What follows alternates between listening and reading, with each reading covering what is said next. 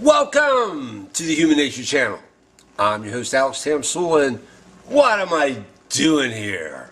Well, what I'm doing here is enjoying Tuesday night at my dad's spacious and inviting farm garage. And, I've been doing this weekly, and I'm trying to figure out a way to do it efficiently and have fun and don't get confused. And I finally figured it out. Now, the first part is, like I was saying, pieces of paper scotch taped to stuff with ideas on them. That's very, very important. So, the medicine chest behind this camera, which has a glass mirror surface, has pieces of paper. It has a shitload of pieces of paper scotch taped to the glass, which is helpful because as I'm going, I know what I want to say next. So it's like, okay, how do I want to do this? I knew I was going to use pieces of paper scotch taped to stuff. I got pieces of paper scotch taped all over the microwave oven off to my right. I mean, this is the way to go. So anyway, well, the first piece of paper scotch taped to the glass on the medicine chest mirrored surface would be the word And if you've been following these videos, you know the word is my nemesis. I am fighting this compulsion to say the word after every word. After every word. I just want to do that, and I have to fight it because I want this to sound slick and professional. So it's like, well, wait, okay, every video I'm going to complain about the word so that's where I start. But wait, where do I end? I already know where I end. See, that was the brilliance of it. Where I end is where I give you the name of the song I sang earlier, but it's going to be on the end of this video, if that makes any sense at all. So, I end with the song. So, I got the format. I got the word and then I'll tell you what the song is. And in between these marker stones, I can like toss in all my shit. It's like, that's it. I'm set. It's what I do from here on out. What a relief. And it seems to be working pretty well. So we segue into part of the evening's topic. You'll understand when we get to the very end. But I want to talk about James Corbett, who I mentioned in the last video. James Corbett of the Corbett Report. I'm a big fan of the gentleman. Lives in Japan. Now, what he does, I don't know if I made it clear in the last video, but he's an investigative journalist. And he crowdsources sources. People send him stuff, and he goes over it, and he also, checks out what's in the news, and he interviews people, and he puts it in, these very, arresting videos. These videos that are full of very, very interesting information and interesting perspective. So I'm a big fan of James Corbett.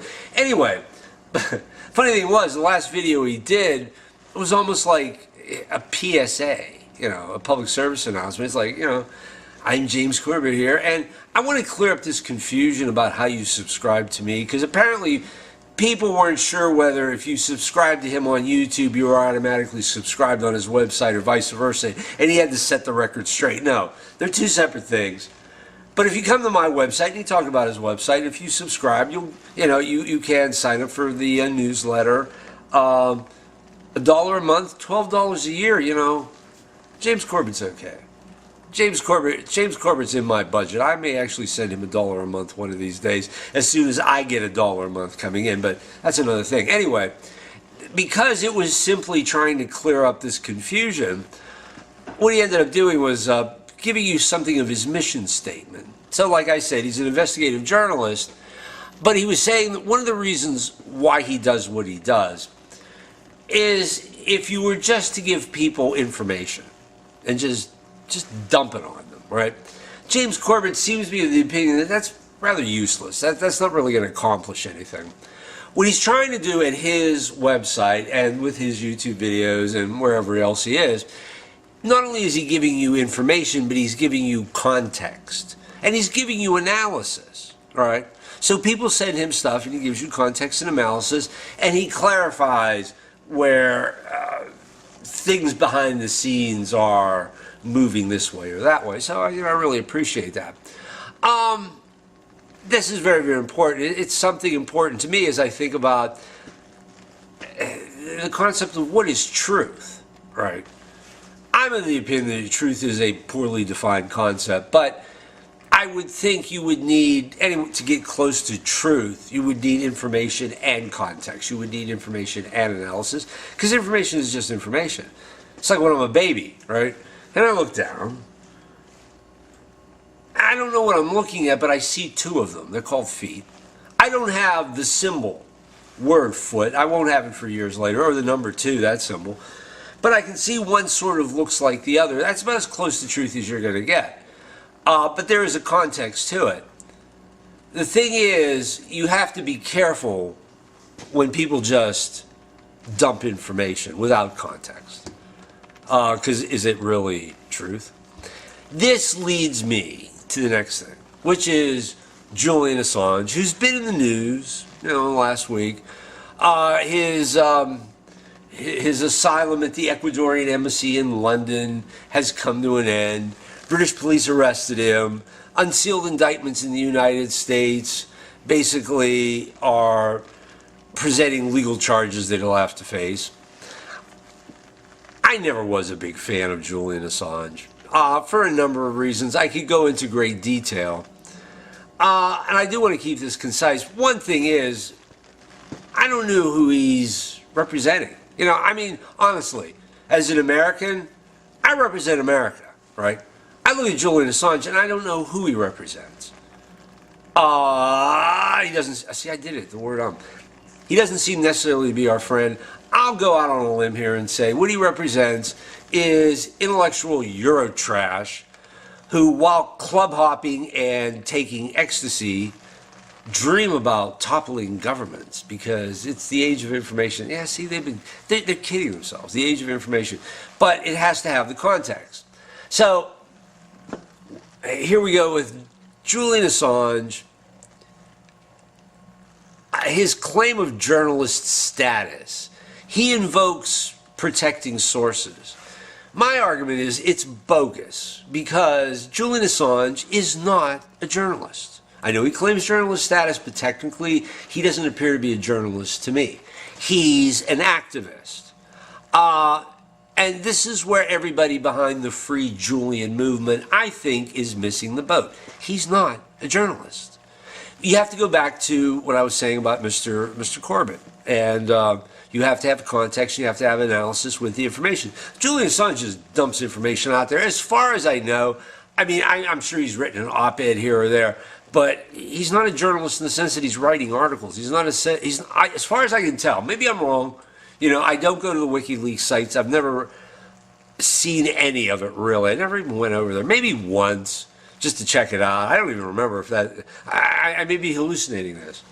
But, it's like... He's an activist. Okay? There's a difference. You have journalists, you have activists. I don't think you can be one or the other. I don't think you can be both at the same time, personally. Because an activist essentially means an agenda. Journalists, I guess in the most pure abstract sense of the term, they're objective. They just want to know what's going on. They just want to know the story behind events, right? So there was this interview a number of years ago. I guess you got to go back to the Arab Spring, when that huge Bush era document dump, videos showing war crimes. Oh, by the way, yeah. What changed? Julian Assange exposed possible war crimes in videos with the help of Chelsea Manning. What did it change? Nothing. What has Julian Assange done that has actually improved the quality of life on this planet? Really, if you have a short, concise answer to that, I'd really like to know. But I say he's an activist, and you've got to go back to that interview he did with the Rolling Stone. It was sometimes after the Arab Spring. What is that, 2012?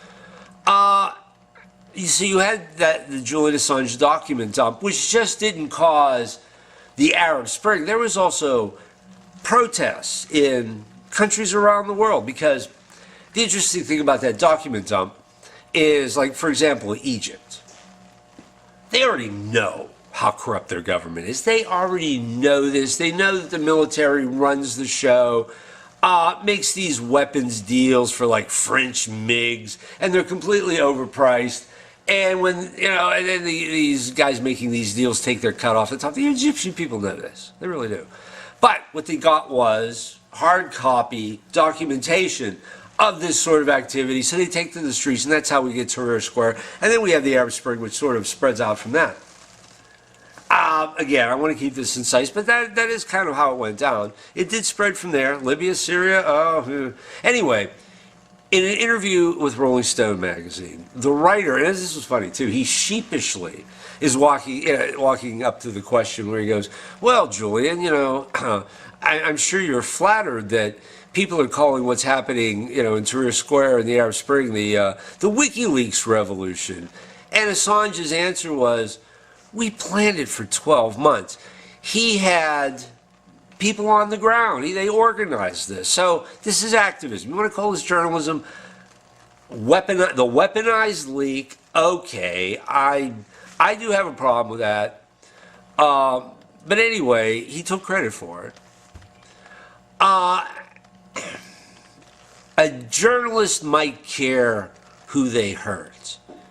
An activist might not. Good. I kept this concise. Yeah, last week I ran on for like 27 minutes. Oh, right. The format, the song. Coming up next, me singing Up on Cripple Creek, done by the band. Robbie Robertson wrote the song. So later...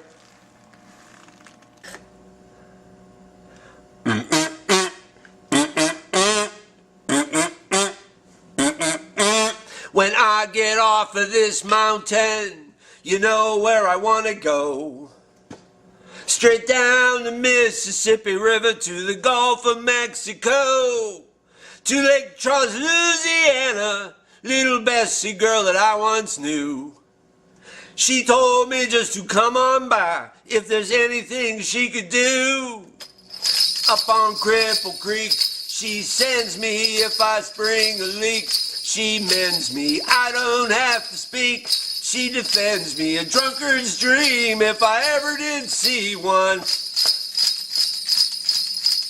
Good luck just had stung me.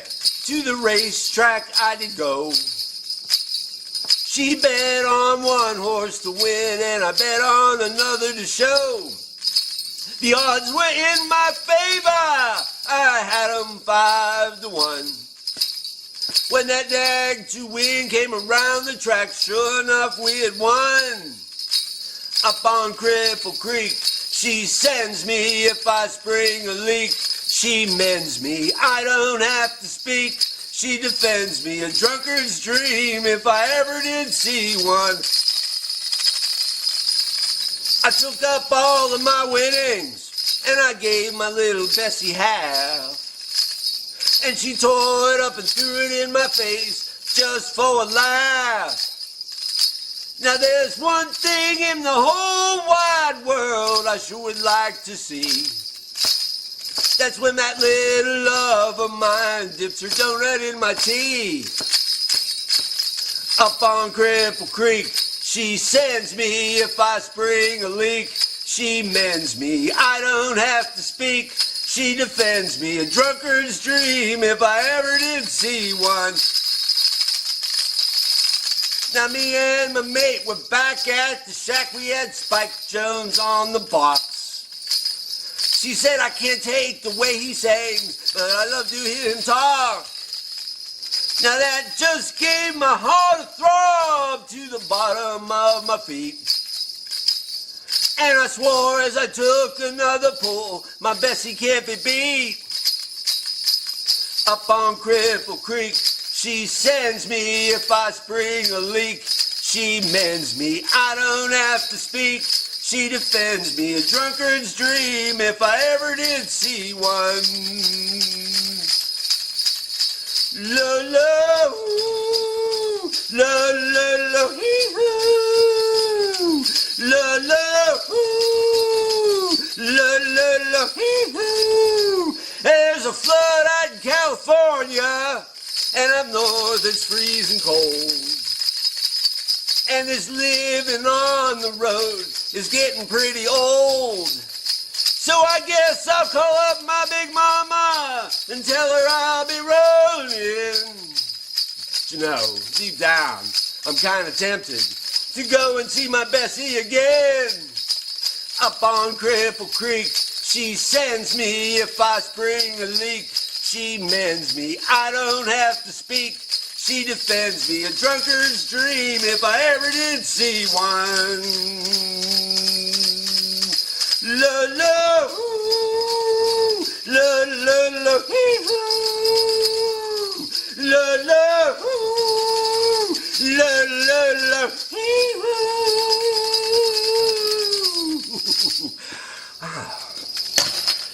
Okay, which one of these controllers does this camera? Oh, it's this one. Yeah.